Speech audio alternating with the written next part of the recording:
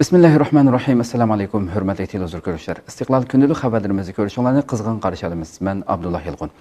Programımızda vatanımız Şarkı Türkistan ve dünyada bulup atkan gün tertipteki haberlerini huzuruna sunuşturuşumuz. Qanamsız diqqatinglar ekranımızı olsun. 80'ga yaqin Uyg'ur qizi Xitoy bilan to'y qilishga majburlandi.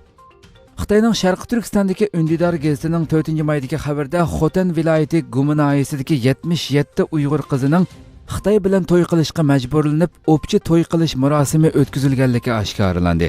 Xabarda ma'lum bo'lishicha, erlarni umumyuzlik jazo lageri va turmalarga tutqun qilgan Xitoy kommunistlari Sharqi Turkistonning Gumanayisidagi Uyg'ur musulmon qizlarini oqqon Xitoylar bilan to'y qilishga majburlagan hamda kanatdagi xalqni bu zulm va xo'rlikni ko'rishga tashkillagan. Uyg'ur qizlari musulmon erlar bilan to'y qilish va nikoh o'qilishdan mahrum qilingan. Xitoy tajovuzchilari Sharqi Turkiston xalqini assimilyatsiya qilishdan iborat razil maqsadiga yetish uchun Uyg'ur qizlari bilan to'y qilgan Xitoylarga mukofot sifatida 77 avtomobil bir yurishdan uy tayyorlagan. Hatto Xitoylarga zo'r miqdorda turmush puli bergandan boshqa turli rasmiyatlarni shartsiz bajarib bergan.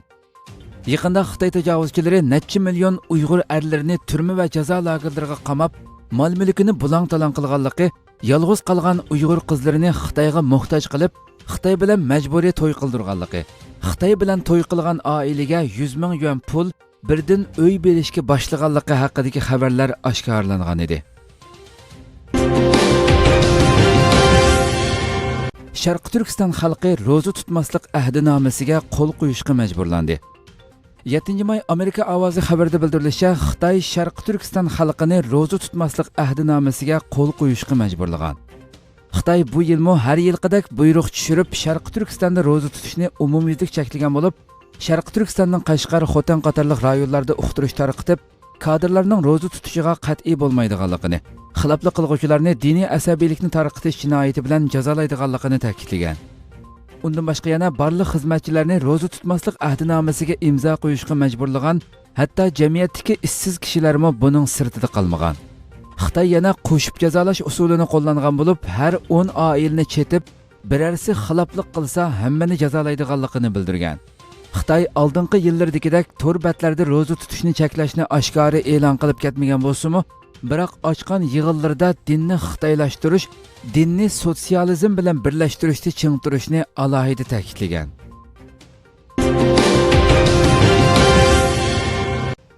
Dunyo Uyg'ur qurultiyi Xitoyning diniy ziyonkashligi haqida bayonot e'lon qildi. 7-may Dunyo Uyg'ur qurultiyi Xitoyning Sharqi Turkistondagi diniy ziyonkashligi haqida bayonot e'lon qildi. Bayonotda Xitoyning yaqinqi yillardan buyon Sharqi Turkiston xalqining diniy kiyimlarini man'iy qilganligi, diniy buyumlarni cheklaganligi, barliq diniy faoliyatlarni jinoyat deb hisoblaganligi, diniy aslahalarning vayron qilinganligi, diniy muassasalarni Xitoy kompartiyasi uchun zo'r tahdid deb qarab, Uyg'urlarning barliq diniy faoliyatlarini cheklaganligi tilga olindi.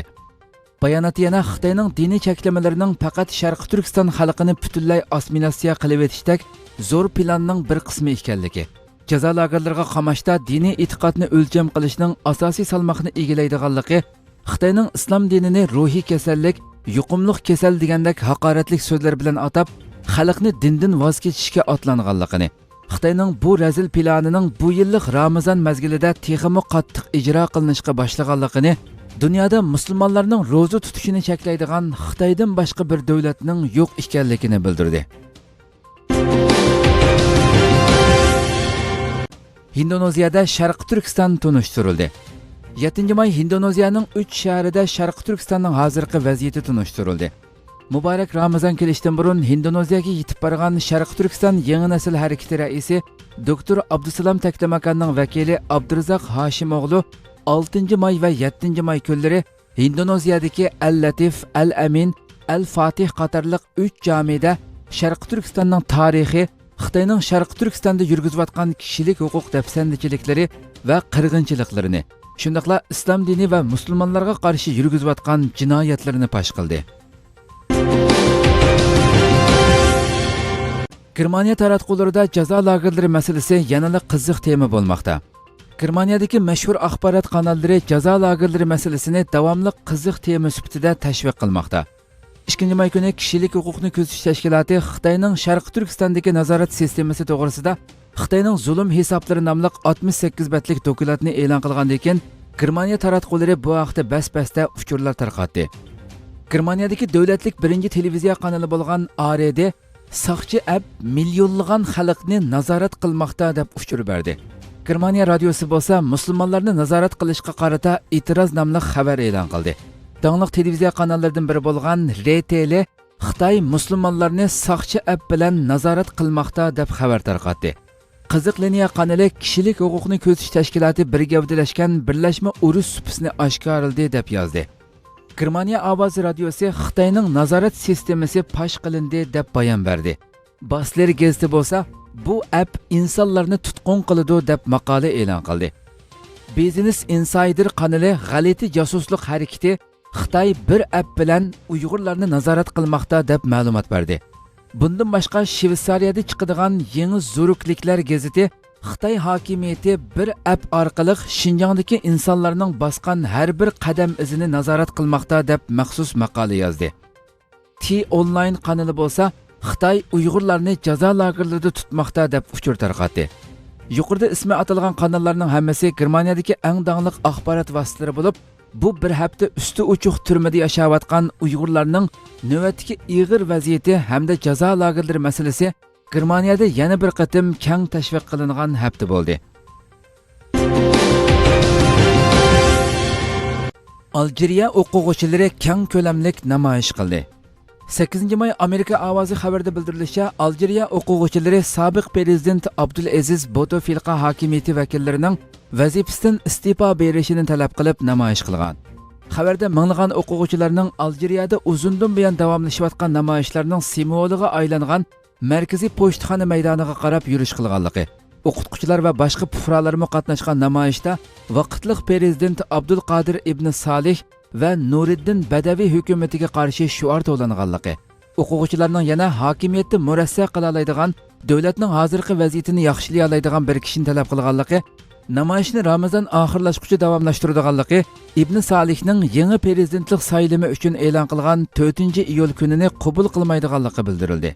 Namoyishga yana Algeriyaning Satif va Bijaya qatorliq viloyatlaridagi universitet o'qituvchilari va o'quvchilari qatnashgan bo'lib, Bouteflika hokimiyatining simvoli bo'lgan ba'zi kishilarga norozilik bildirgan. Xabarda yana Algeriyada sobiq prezident Bouteflikaning taxminan 1,5 oy davomlashgan namoyishlar va armiyaning ogohlantirishi natijasida bu yil 2 aprel iste'fo bergan bo'lsa-mu, biroq namoyishlarning davom qilganligi, palach bo'lib qolgan Bouteflikaning davlatni inisi Said Bouteflika hokimiyat beshidagi davlat ozodlik armiyasi, hukumatga yaqin savdo sanoatchilar guruhi va armiyadagi ba'zi kishilardan tashkil topgan guruhining boshqarishiga o'tkazib bergan bo'lsa-mu, xalqning bularni Bouteflika hokimiyatining vakili deb qarab, namoyishni davomlashtirib kelganligi bildirildi.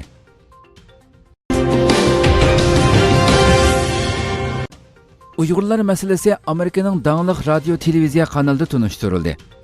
Yaqindan buyon Uyg'urlar masalasi g'arb matbuotlaridagi qiziq nuqtalarning biriga aylanayotgan bir mezgilda Amerikaning dangliq radio televiziya kanallaridan biri bo'lgan CBS'da qo'yilayotgan Yaxshi jang The Good Fight nomli ko'p qismli televiziya filmida Uyg'urlar masalasi alohida tilga ilingan.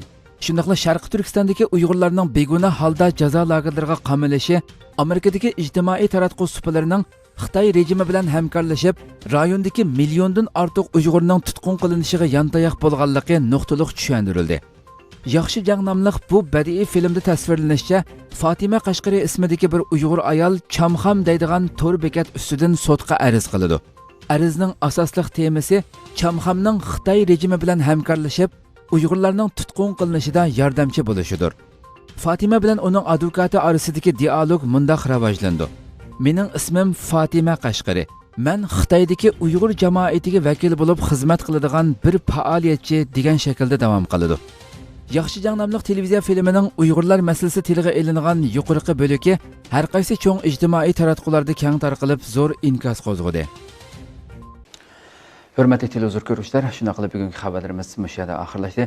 Inshaalloh atigi xabarimizni ko'rishgacha sizlarni Janobiy Alloh topshiramiz. Shundaqla program oxirida ekran orqasidagi barcha xizmatdoshlarimga ko'pdan ko'p rahmat aytaman. Assalomu alaykum va rahmatulloh.